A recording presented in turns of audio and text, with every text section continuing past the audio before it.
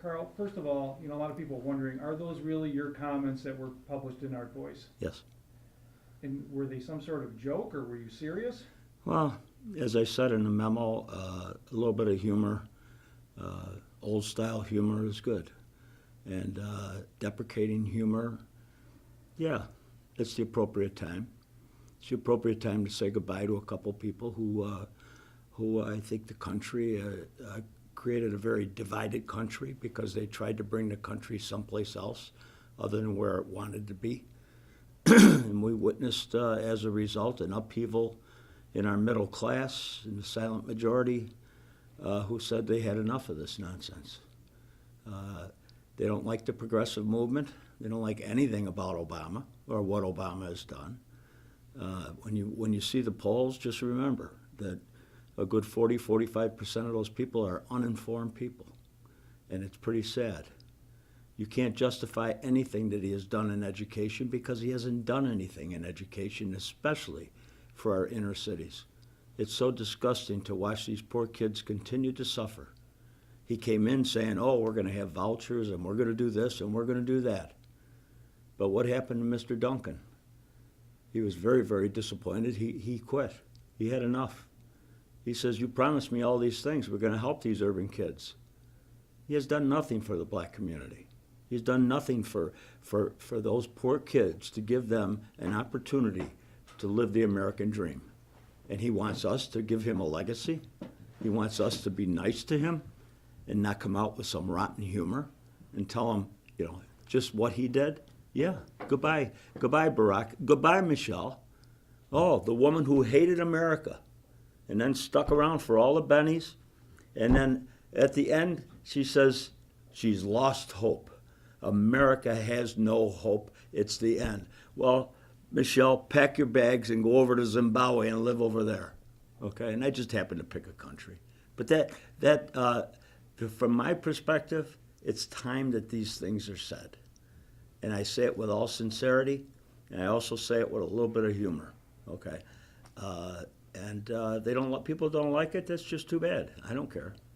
You don't want to read me? Fine. A lot of people who have read that are reacting, though, saying these are racist and they're hateful. That's what people say, barring or not having any other defense for the issue at hand. Okay, I hear it constantly. I'm a racist. I'm a racist for pleading for 33,000 kids we have in our municipal school system and trying to do something right for them. Trying to even hang the picture of the then current president of the United States in all our schools so the kids know who their president is? There's something wrong with that? How racist was that for the board members to turn that down the other day? Just how racist was that? So don't go accusing me of being a racist, because I'm about as far from that as possible, and that's why I feel I can say these things that I say. I don't care if they don't want to listen. The black leadership in this community is horrible.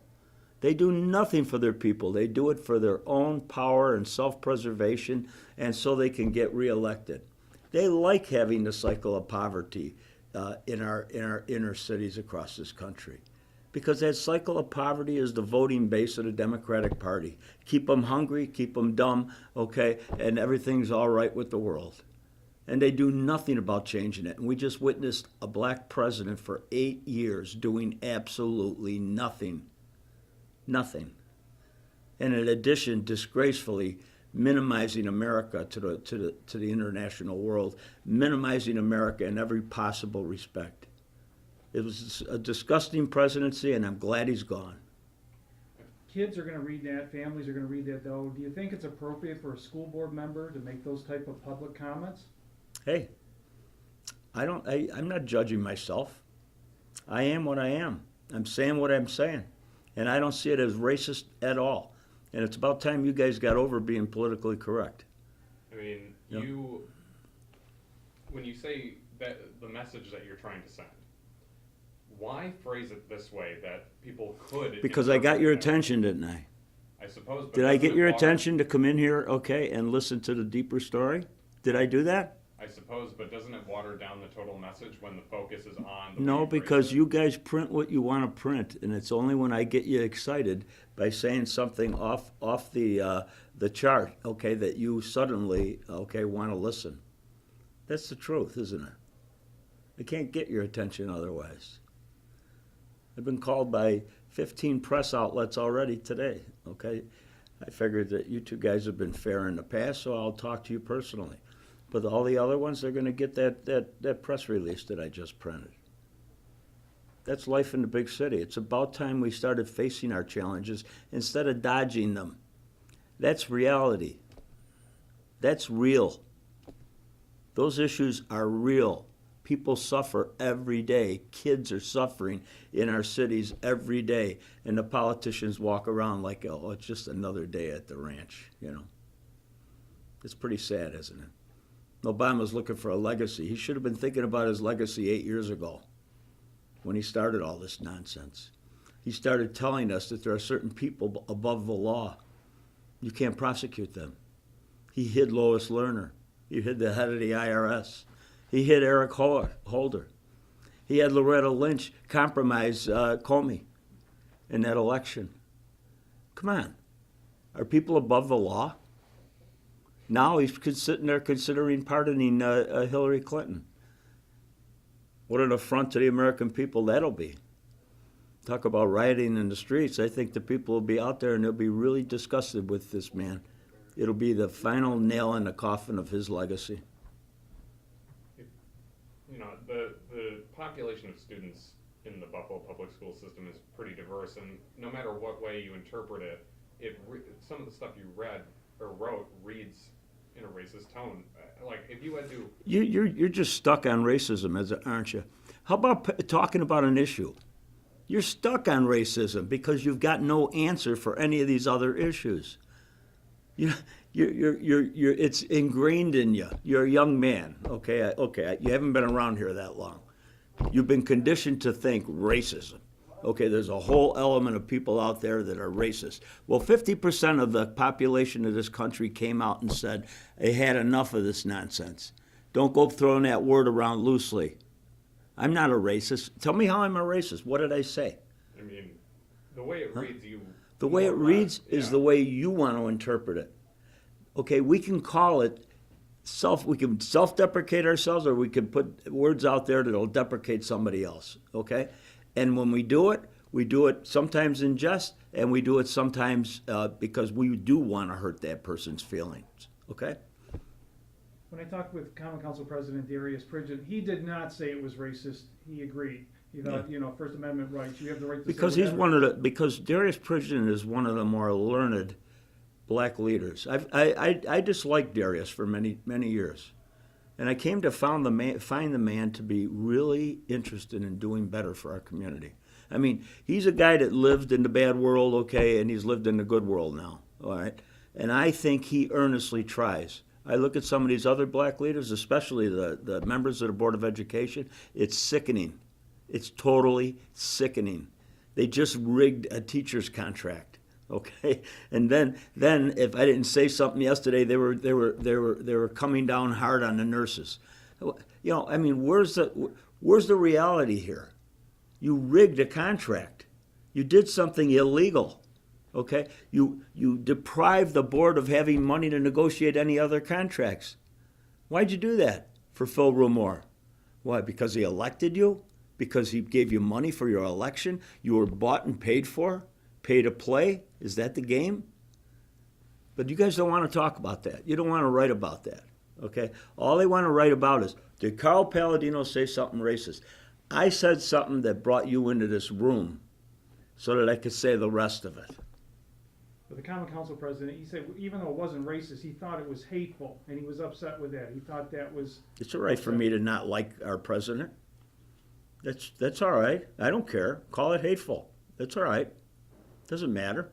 I don't like people that try to demean my country, that try to demean the veterans of this country, that try to demean the military of this country, that fired over 300 generals and admirals who wouldn't toe the line and wouldn't listen to this diminishing of our military.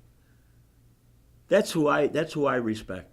I don't like a president, okay, who allowed Valerie Jarrett to go and stand down in Benghazi and not send our boys to help those kids on the ground. I have a military background, okay? My thought is the military never leaves its men behind, and Obama left them behind. He drew a red line in the sand in Syria and then allowed all this killing to happen because he's a coward.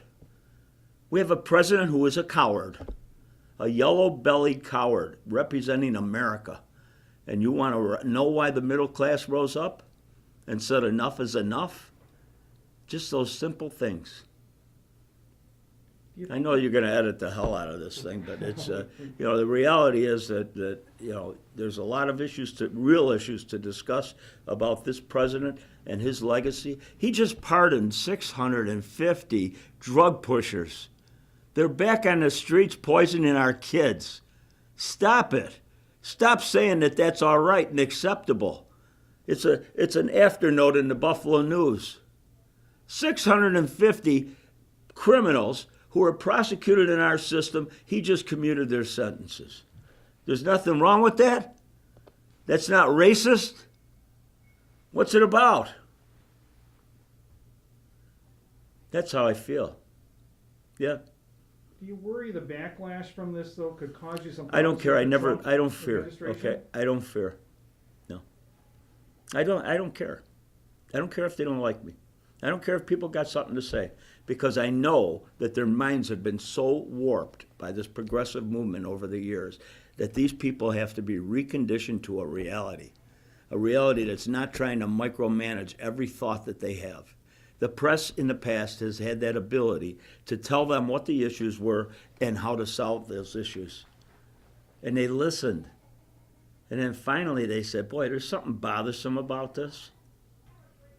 So when they saw the guy come out with the flag, and the American flag, and say, we're going to make America great again, they listened.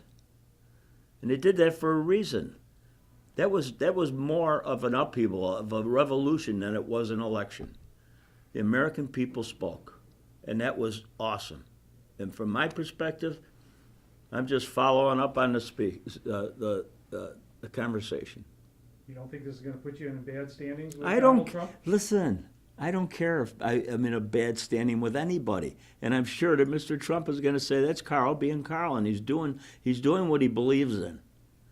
That's what Donald Trump would say. I don't worry about that stuff. You wouldn't be able to live with yourself if you sat around and worried about that nonsense. Good? Good.